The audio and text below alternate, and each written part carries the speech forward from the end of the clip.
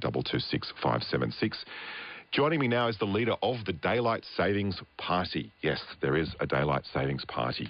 Wilson Tucker, who was elected to Western Australia's upper house last year. Welcome to you. Hi, Andy. Thanks for having me. Now, just to a matter of history, you were elected to Western Australia's Legislative Council with just, I believe, 98 primary votes. Obviously, this has been an issue which has not been traditionally supported in Western Australia. I think there have been, 4 referendums on the topic. How on earth did this happen? So look, you're absolutely right. It was 98 votes. So I was a bit lucky and certainly appreciative to be here and to certainly raise the issue of daylight saving. So look, we have had 4 referendums on the issue in WA. The last one was narrowly defeated by 54%. It was over 10 years ago, and since that time we have seen a bit of a shift with the population and the demographic in WA. We do have a higher concentration in those metro areas and along the coast that have historically been pro-daylight saving. We're changing the way we do work, and certainly with COVID, that's a big driver of that. People are working more remotely, and location is becoming less of a consideration. And time zones have a more of a role to play, and so better aligning ourselves here in the West with the East Coast when we try and do business is certainly becoming more important. And I'm certainly hoping to try and push this issue and really talk about some of the benefits and dispel some of the more antiquated myths about cows and curtains in my time in Parliament. So let's get to some of those myths. I mean, needless to say, this issue being raised in the Senate and the prospect of the US going to full-time daylight savings as early as March next year is a good opportunity, I suppose, for your single-issue platform. I mean, those myths that you mentioned, I mean, the lack of sleep, some experts have been divided on the perceived benefits and health benefits. So how do you address those issues? Yeah, so look, the US is moving to what is being called permanent daylight saving time with the very wonderfully named Sunshine Protection Act. I believe it has passed the Senate. It's sitting on Biden's desk waiting for a signature. And the US does recognise the positive benefits of daylight saving, and they have been well proven. There are economic, health and lifestyle benefits when you talk about really aligning your working hours and maximising the time after work and giving yourself an extra hour in the afternoon to walk the dog, to go to the beach, to go down to the store and spend money or whatever that may be. And they're also trying to remove some of the negative benefits they have seen around changing of the clocks and some of the issues around circadian rhythm that do crop up. And certainly the same could apply here in Australia for receiving those lifestyle benefits when we talk about being more active in the afternoons. We do have some of the best and most beautiful beaches in the world. We do enjoy a very relaxed and laid-back lifestyle. So it's really about changing the clocks and trying to maximise that time in the afternoon. And as you pointed out, Andy, we do go from 3 time zones to 5 in summer. We go into this time zone hell here in the West. We move 3 hours behind Victoria, ACT and Tasmania.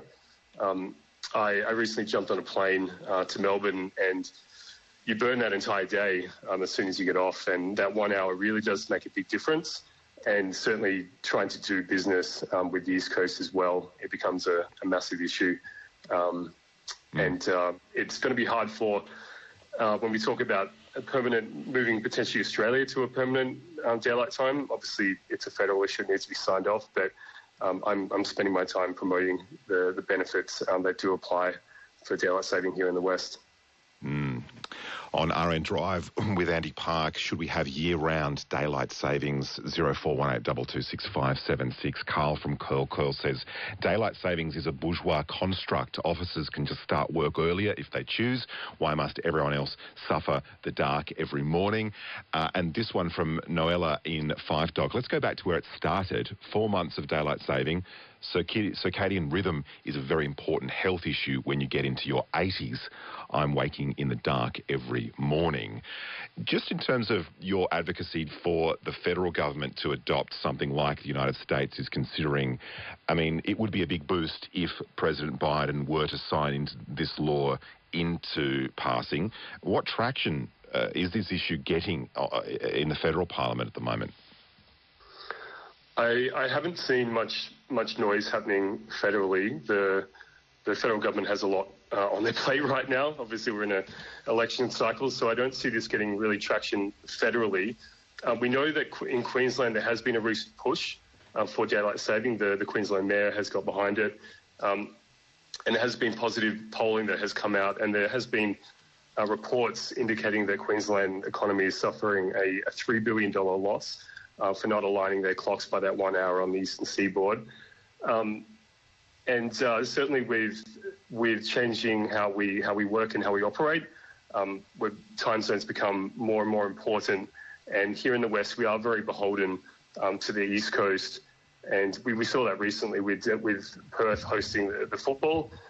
That game was hosted around 5 p.m. To better align with the East Coast, which is slightly ridiculous to host that game here, so early. And so time zones really become more important, and there is certainly a benefit economically for the states to push it, but I haven't heard anything federally, unfortunately. Just lastly, Wilson, lots of people on the text line raising the issue of animals, whether they be cows or cats. I